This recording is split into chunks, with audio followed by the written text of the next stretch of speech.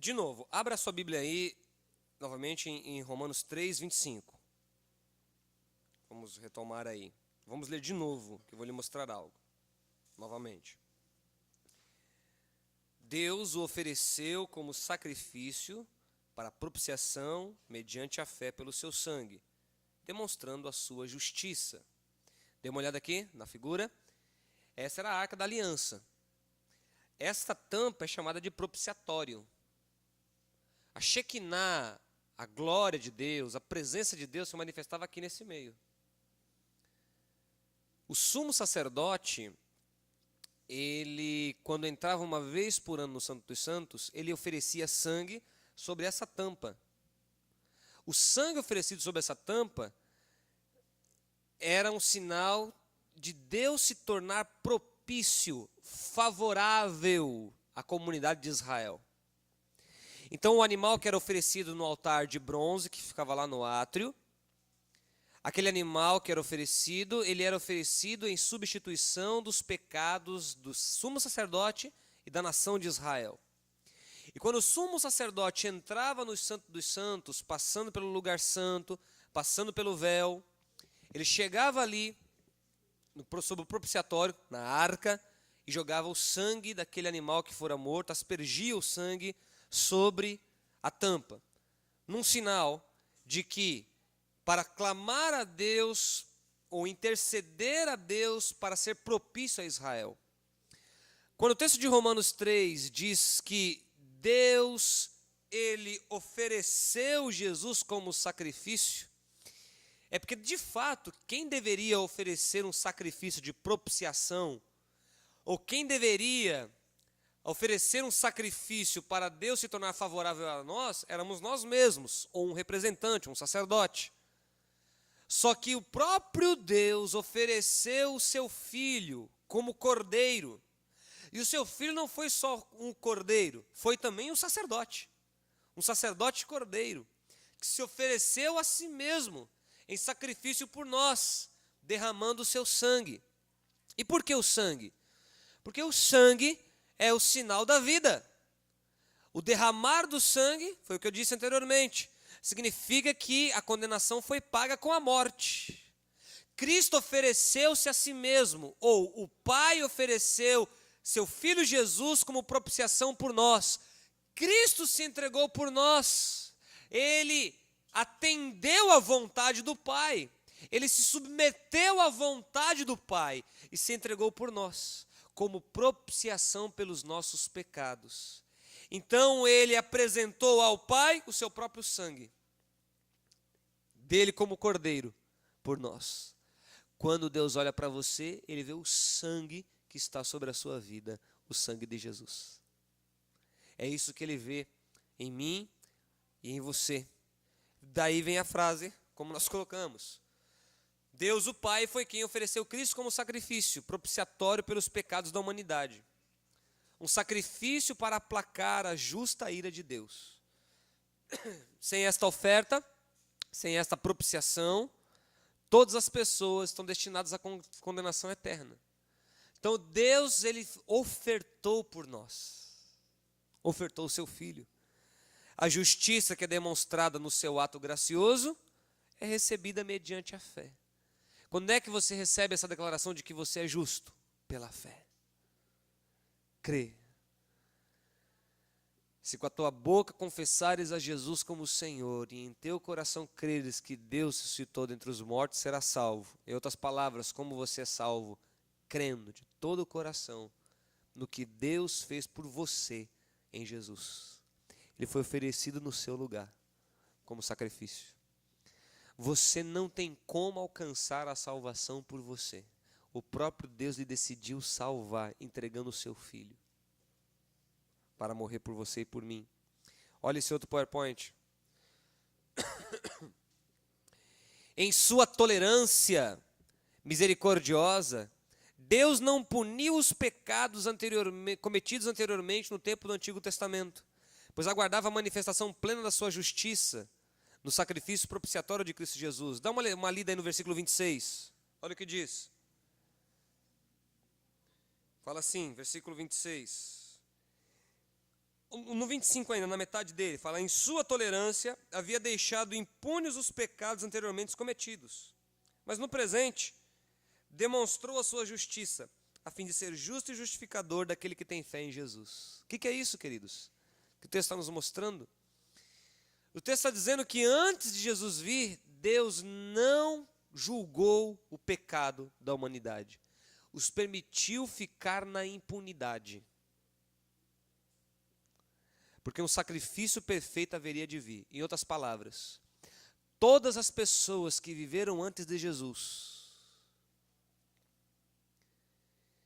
e que pecaram, e que Deus não condenou o pecado definitivamente antes da vida de Jesus, da vinda de Jesus, têm os seus pecados perdoados se, antes de Jesus, usaram os recursos que Deus possibilitou. Deixa eu melhorar isso. Vamos imaginar os israelitas. O que eles faziam? Eles ofereciam o sacrifício dos animais. Aquele sacrifício de animal não era suficiente para resolver o seu problema de condenação eterna. Mas aqueles atos que foram feitos no passado se tornaram plenos no que Jesus fez. É o que está na frase aí. Em sua tolerância misericordiosa, Deus não puniu os pecados anteriormente cometidos no tempo do Antigo Testamento. Ele puniu os pecados quando? Quando Jesus se manifestou. O sacrifício de Jesus veio a punição sobre o pecado. E assim, aqueles que antes de Jesus não andaram debaixo do temor de Deus e do meio que Deus proveu no passado, aqueles que não andaram assim, ficaram debaixo de condenação.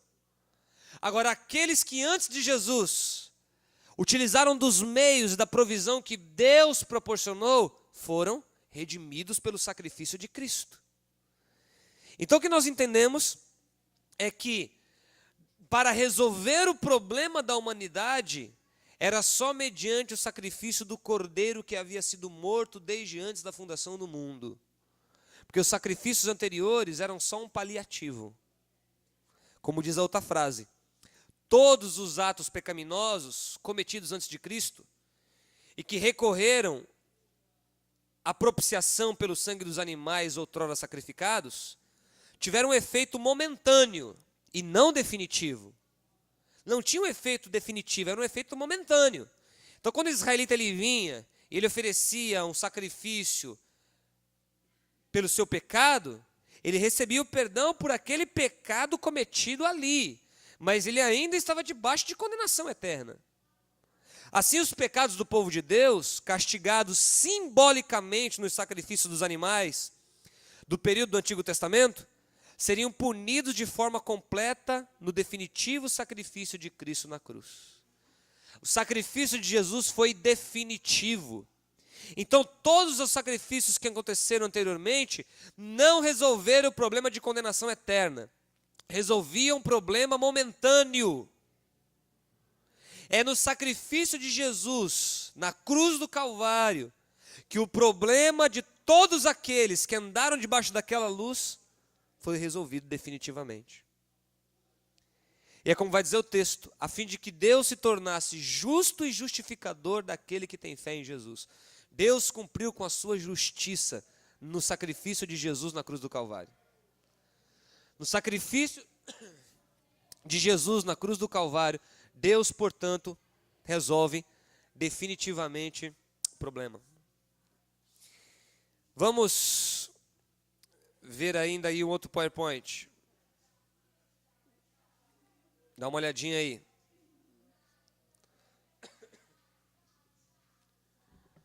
Na demonstração da sua justiça, Deus se apresenta como justo e justificador daquele que tem fé em Jesus. Então veja, na maneira como Deus demonstrou o seu caráter, demonstrou o que ele fez para resolver o problema humano, ele se apresentou como justo. O que Deus fez foi justo. O pecado precisa ser condenado. Mas ele não é só justo, ele é justificador. Ele torna você justo. Eu acho que neste encontro de hoje uma coisa vai ser gravada na sua mente. Eu espero que saia. você é justo aos olhos de Deus se você professou a sua fé de todo o seu coração no Senhor Jesus.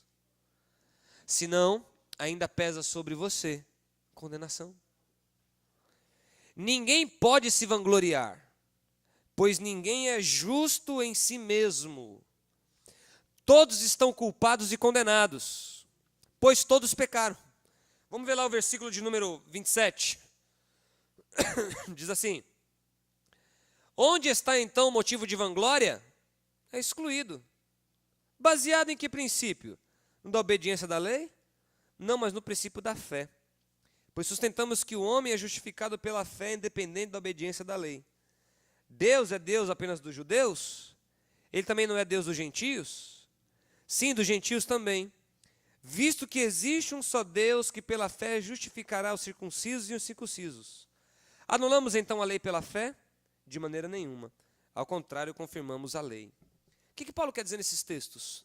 Primeiro, no versículo 27 ao versículo de número 28, Paulo está dizendo: quem vai se vangloriar agora? Quem vai se vangloriar de ser justo aos olhos de Deus? Ninguém, todos pecaram.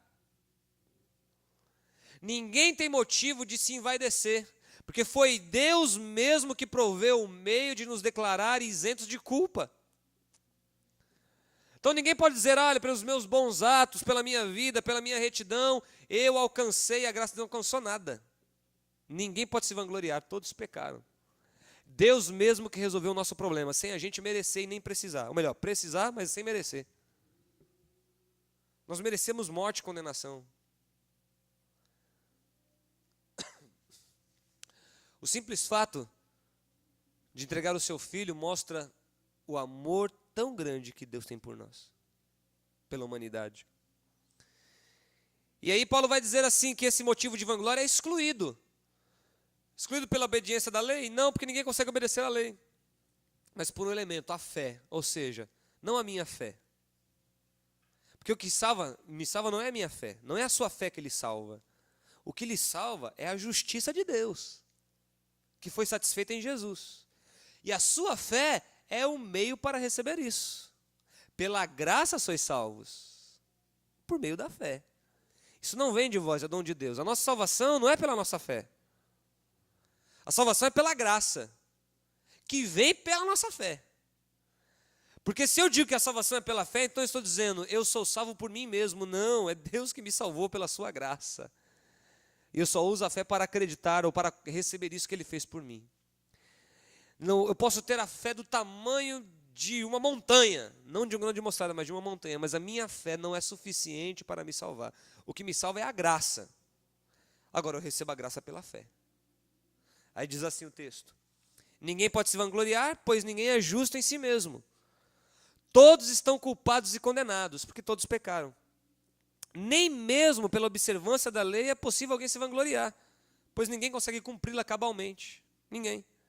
Assim fica evidente que todo motivo de vanglória é eliminado, pois foi Deus mesmo quem nos justificou, e isso mediante a fé. Nesse texto que nós lemos, é como se Paulo estivesse dando uma palavra definitiva aos irmãos de Roma, dizendo: vocês estão aí tendo essas diferenças entre vocês porque há motivos de vanglória no coração de vocês. E lhes digo, ninguém tem que se vangloriar, porque nós não somos justos aos olhos de Deus por causa de nós mesmos. Somos justos aos seus olhos porque Ele fez por nós o que nós deveríamos fazer e que não conseguíamos. É isso que ele quer dizer. E aí vem a expressão aqui, no outro PowerPoint. Somos justificados pela fé na graça salvadora e redentora de Deus manifestada em Jesus. Não é a nossa fé que nos justifica, mas sim aquilo que Deus fez por nós. O que me torna justo não é minha fé. O que me torna justo é o que Deus fez. E o que Deus fez? Deus entregou o seu Filho por mim. E a única coisa que eu preciso para receber essa justiça é fé. Então isso demonstra algo para nós. A gente não pode empobrecer a pregação do Evangelho como temos empobrecido ultimamente. perguntando para as pessoas quem quer aceitar a Jesus, como se Jesus fosse um produto a ser aceito como qualquer outro. Se a pessoa não entender no seu coração, na sua mente, que ela está debaixo de condenação eterna, e que o justo juízo de Deus pesa sobre ela, e que ela precisa de alguém, ou que ela precisa de alguma forma ser livre disso, e ela só pode ser livre disso em Jesus, se ela não entender isso, ela não está salva. Então nós não podemos empobrecer aquele texto de Romanos capítulo 10, que muitas vezes nós empobrecemos, nós cristãos evangélicos. A gente fala assim, o texto fala, se com a tua boca confessares a Jesus que Deus ressuscitou dentre os mortos, se com a tua boca confessares a Jesus como Senhor, em teu coração creres que Deus ressuscitou dentre os mortos, serás salvo. Romanos 10, 9 e 10. Aí nós achamos que só porque a pessoa disse, Jesus, eu te amo, Jesus, tu és o meu Senhor, Jesus, tu és o meu Senhor e Salvador, a pessoa está salva. Se ela não entender, não receber no seu espírito a revelação de que ela está debaixo de condenação, afastada de Deus e que ela merece o justo juízo de Deus, e se ela não entender que Deus provê um meio para ela ser salva, e o meio é Jesus de Nazaré, ela não recebe dessa salvação ou dessa justiça.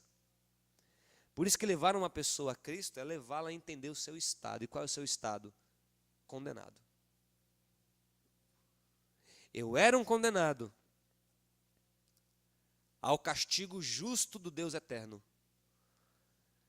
Mas Ele entregou o seu Filho por mim, e a fé que eu tive no seu Filho me tirou de condenação, me deu salvação. Sou agora chamado de justo. Por isso que o Romanos 5 vai dizer, justificados, pois, pela fé, tenhamos paz com Deus. Não é pelo mérito da nossa obediência à lei que somos justificados, mas sim pela fé na justiça graciosa de Deus. Não são seus esforços, não é o que você pode fazer. Deus não vai se tornar favorável para você, Deus não vai te dar salvação pelo tanto que você fizer, pelo seu empenho, pela sua dedicação, pelo seu esforço. Eu estou vindo para a igreja para alcançar a salvação, eu estou fazendo isso para alcançar a salvação. Nada. Porque por mais que nós tentemos fazer algo, tudo que a gente fizer ainda são trapos de imundícia. E no último encontro eu falei o que é um trapo de imundícia. Eu sou justificado pela justiça graciosa de Deus manifestada em Jesus. Onde o juiz disse, réu, você precisa pagar a condenação, mas eu lhe amo, então eu vou resolver de uma outra forma. Um inocente sofrerá no seu lugar o preço que você precisa pagar. Há um só meio de salvação e justificação para judeus e gentios igualmente. Qual é o meio? A fé em Cristo, que manifesta a justiça graciosa de Deus. Há só um único meio de sermos salvos. E esse único meio de sermos salvos que temos é pela fé em Cristo, que manifesta a justiça graciosa. Repito, não é a sua fé que te justifica. O que te justifica é o ato do próprio Deus. Sua fé é o meio que você recebe essa justiça, para agora estar diante dele sem culpa, sem condenação. Quem nos condenará? Quando você entende isso, meu amado, você anda com a sua consciência livre. Quando você entende isso, você não se torna escravo das falsas culpas que você mesmo, que o diabo, que outras pessoas possam lançar sobre a tua vida. Você tem consciência de que o sangue de Cristo Jesus foi suficientemente poderoso para declarar você justo para todo o sempre. Não há como mais vir condenação sobre você. Sabe por quê? Porque se vier condenação sobre você de novo, você estaria crucificando novamente a Cristo. O sacrifício dele foi definitivo, uma vez por todas. E quando recebemos desse sacrifício, então de uma vez por todas recebemos da justiça de Deus. Não há como ser declarado justo e depois ficar condenado de novo. Uma vez condenado e agora justificado, para sempre justificado por Deus. pela fé em Jesus. Ainda mais um pouco, no outro PowerPoint, dá uma olhadinha aí. No versículo 31, dá uma olhadinha aí, ó.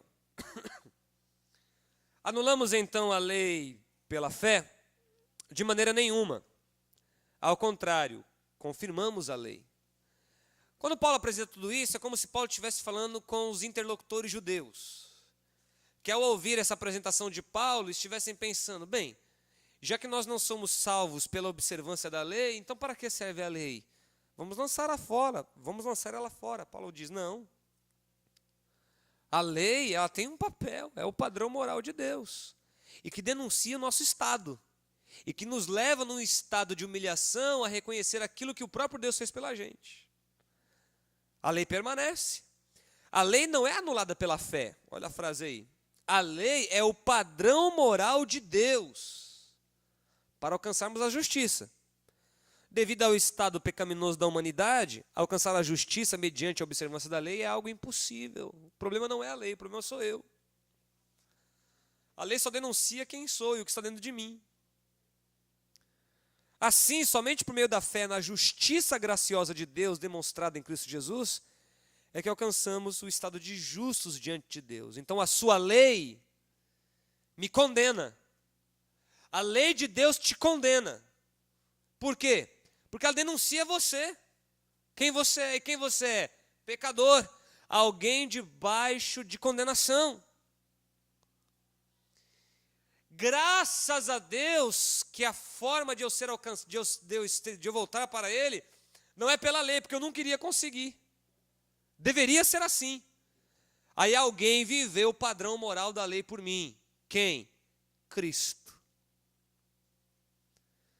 Cristo viveu o padrão moral da lei por mim. E com a sua morte, Ele imputou, atribuiu a mim a sua justiça e a sua santidade. Eu tenho um nome agora. Sabe qual? Santo. Eu sou santo. Separado por Deus em Cristo Jesus. E o chamado que agora tenho é viver à altura desta santidade, ou viver a identidade que eu tenho. Nós vamos ver isso em Romanos 6. A lei permanece em toda a sua essência e tem como função nos levar a uma postura de humilhação diante da graça bendita de Deus recebida pela fé.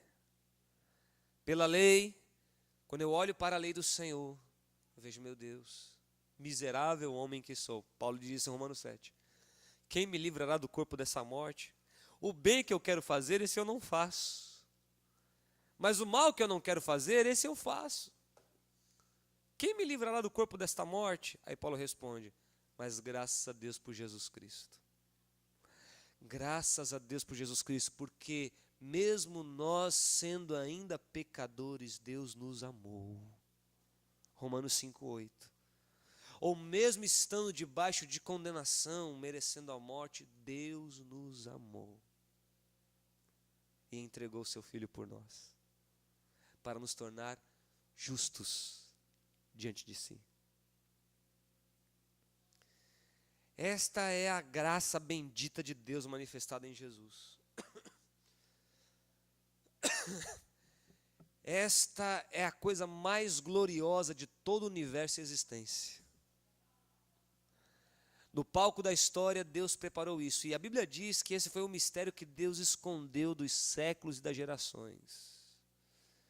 O mistério de que na morte de seu filho, não apenas a morte dele nos livraria da condenação, mas o próprio filho passaria agora a habitar em nós pelo seu espírito. Gente, o que Deus fez pela gente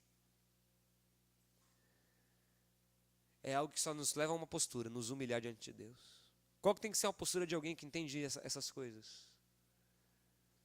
É dizer, Deus, Tu és o Senhor. Tu és Deus. Eu não sou nada. Se eu estou aqui é pela Tua graça, que me alcançou, que me redimiu, não são pelos meus méritos. Por isso, Senhor, eu me achego a Ti no nome de Jesus. Porque no nome de Jesus, ou em Jesus, o Senhor me tornou O Senhor me aceitou, o Senhor me recebeu como filho. O Pai recebeu você como filho por causa do seu Filho unigênito, Jesus, que morreu por nós. Nós somos inseridos na família de Deus. A família de Deus era o Pai, o Filho e o Espírito. E agora Deus, o Pai, nos inseriu na sua família, onde o seu Filho unigênito, o nosso irmão mais velho, pelo seu sacrifício, nos inseriu na família de Deus. Fomos adotados como filhos, pela sua graça bendita. Glórias a Deus, pelo que Ele fez por nós em Jesus. Tão grande a nossa salvação. E aí, Paulo termina esse bloco de pensamento. E há algo aqui muito interessante. Eu quero falar em poucas palavras apenas, para a gente poder encerrar esse encontro de hoje. Que é essa outra unidade aqui. Qual? Um precedente do Antigo Testamento. Eu só vou ler o capítulo 4, mas antes de ler eu vou explicar algo dele. E aí nós não vamos nos delongar muito nele não. O que Paulo está mostrando no final do capítulo 3 é que a nossa justiça, ela vem mediante a fé. Ela não vem mediante a observância da lei. E essa justiça que vem mediante a fé na graça de Deus, porque o que nos tornou justos foi a graça. Então eu tenho que ter fé na graça. Ok? A minha fé é na graça. E com isso Paulo desconstrói aquilo que durante séculos esteve muito forte na mentalidade judaica. O quê? De que a forma de se alcançar a justiça era mediante o mérito da obediência da lei. E Paulo está dizendo, não é pelo mérito da obediência da lei, é pela fé. E Paulo vai mostrar que há um precedente no Antigo Testamento. Que precedente? Abraão. Abraão foi justificado pela fé. Porque a lei veio muito depois de Moisés, ou muito depois de Abraão. Abraão foi justificado pela fé, como se Paulo estivesse dizendo aos judeus. Não é pela observância da lei, porque a observância da lei significaria o mérito próprio. E ninguém vai conseguir pelo mérito próprio, porque todos estão em pecado. E então, é pela fé que somos justificados, pela fé na graça de Deus. E os judeus dissessem, não,